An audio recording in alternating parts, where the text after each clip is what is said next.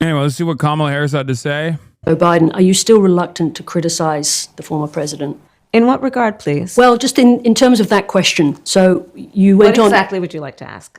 Be more specific, if you don't mind. Was it Joe Biden's decision, his failure to recognize his own frailties in that position, that put you in the position that made it almost impossible to win that race? He was not frail as president of the United States. But he had frailties. We all saw the debate. I do believe that Joe Biden had the capacity to be president of the United States, and I have never doubted that he had the capacity to be president of the United States. If you want to talk about whether he had the ability to endure what a race for president of the United States would require in that political environment in 2024, as I've said in the book, I had concerns. I'm just wondering, is there a reason why you won't go to that prolonged frailty question? Now, we saw the debate, we saw the difficulty he had marshalling his thoughts. I have answered that question. I do not believe that I think it's just hard watching the debate to see how there could not be a problem long term. It's awesome. It's awesome watching like European journalists actually do the basic bare minimum duties of a journalist instead of just like eating whatever Kamala Harris is serving her. It's so funny that she's, okay, Australian, sorry. It's so funny that she's also completely unresponsive, like just having a hard time with this like basic function. Question to Harris, well, hasn't Biden's refusal to recognize his own frailties the reason you face a nearly impossible task? Which, by the way, would defend Kamala here. She is still not throwing Joe Biden under the bus. Ironically enough, that's the reason why she lost to a certain degree. Sarah Ferguson, she literally interviewed for it. Oh, wait, I did get interviewed by her. Oh, my God. Okay, technically, you could say Aussies are European, too. They're of European descent. Okay, calm down. Oh, my God. Me and Kamala, me and the bestie got interviewed by the same lady. So what was at play in terms of massive amounts of... Harris talks, Trump, and the reporter. I want to interrupt you because that is a world-class pivot, but it's not the question that I asked you. Disinformation. Now, forgive me. And a truncated calendar in terms of the clock. I want to interrupt you because that is a world-class pivot, but it is not the question that I asked you, which is about Joe Biden's failure to recognize his own frailties and what that did to you. Look at her face. Look at her face. Look at her face. She's like, are you kidding me? That kind of stank does not come from an American broadcaster or an American journalist. Straight up. Last time I saw this kind of contentious adversarial journalism was when Crystal Ball was cooking Elisa Slotkin. This shit does not happen, chat. Americans don't do this. Take note, American media. The question is about Joe Biden. Are you still reluctant to criticize the former president? In what regard, please? Well, just in terms of that question. So you went on. What exactly would you like to ask?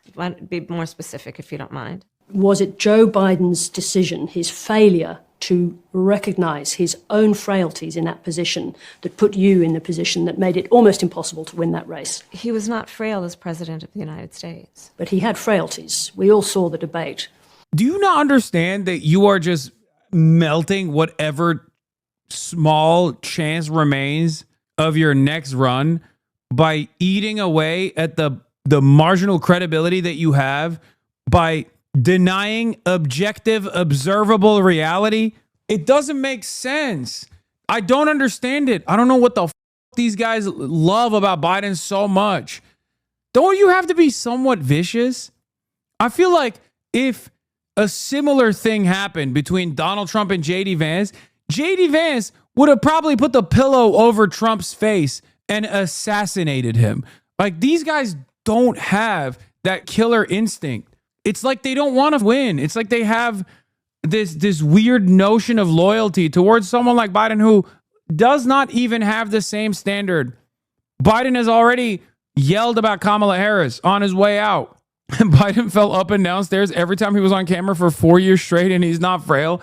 It just doesn't make any sense. It's like, this is one of those things. Like, American medical professionals are pretty decent and have a solid track record at hiding the frailties of former presidents. Okay? They are. They did this with Ronald Reagan and his dementia. FDR famously could not walk. He was in a wheelchair and he hid that from the public. Obviously, it was a little bit easier to do so back then. But Joe Biden could not hide it. Like, he just straight up could not hide his dementia because it was so transparent. It was unavoidable. And here is Kamala Harris, months after the failed election, still running around and being like, I'm going to burn what remains of the charitability you have for me by defending this carcass who won't ever hear me say these things about him because he's probably in a coma somewhere. Like, just say the truth, dummy. What's wrong with you? Say he's old and we all saw it and it was a mistake, please. You're not going to lose anything. Not that it matters. I don't want her to run anyway. And this is part of the reason, because she's just patently uncharismatic and also has no killer instincts whatsoever. I do believe that Joe Biden had the capacity to be president of the United States, and I have never doubted that he had. Yeah, you're burning whatever credibility you may have had by saying this over and over again, because people will now look at you and go, I thought this was already well established. I can't believe that someone is still out there defending Joe Biden's mental faculties. Had the capacity to be president of the United States. If you want to talk whether he had the ability to endure what a race for president of the United States would. Oh my God, it's so stupid. Wait, she went on Jon Stewart and said the same shit? Let's see. Fully competent to serve. Do you really? Yeah, I do. That surprises me, actually. No, I do. There's a distinction to be made between running for president. I love that. That's so funny. Yeah. Campaigning so much more difficult than being president. Like, he can do the president stuff. He just couldn't campaign. That's why he had to drop out. Yeah, Kamala Harris cannot be the Democratic nominee for president in 2028 unless Democrats want to spend another campaign relitigating Joe Biden's failed presidency in this roundabout and unsatisfying way. The single most important thing the 2028 Democratic presidential nominee needs to do is remind the media and voter that Donald Trump is the president and has been for the past 4 years, if not the past 12. At this point, Kamala is making it pretty obvious that she didn't write her own memoir because none of her public appearances since its released have matched the few hard-edged and critical and actually interesting excerpts from the book. Her still being reluctant to go after Biden is genuinely really remarkable. The big thing you did in that book was burn that bridge. There might be some evidence that it's actually helping you in the polls. How can you be so indecisive that you're trying to muddy that? I didn't read her book because I'm not a goddamn nerd. Don't be crazy now. But watch the interview segment on Biden that she did with the CEO guy. Why is she doing this? I don't understand it. Stars in our party. There are so many stars. And let's not be afraid of them. Yeah. Throw back to when she tried pulling the same deflection a month or so ago by talking about a mayoral candidate in Mobile, Alabama, who lost 2 days later. Yeah, that was awesome. Like, I thought she was pulling, some new young neoliberal candidates around the country. It turns out it was like a 60-year-old black lady that had been like an institutional Democrat and still lost in Mobile, Alabama, 2 days after the Kamala Harris endorsement. It blew my mind. Like, that's a deadlock, right? Like, that's supposed to be a lock. How do you lose that race? Is the Kamala curse, dude?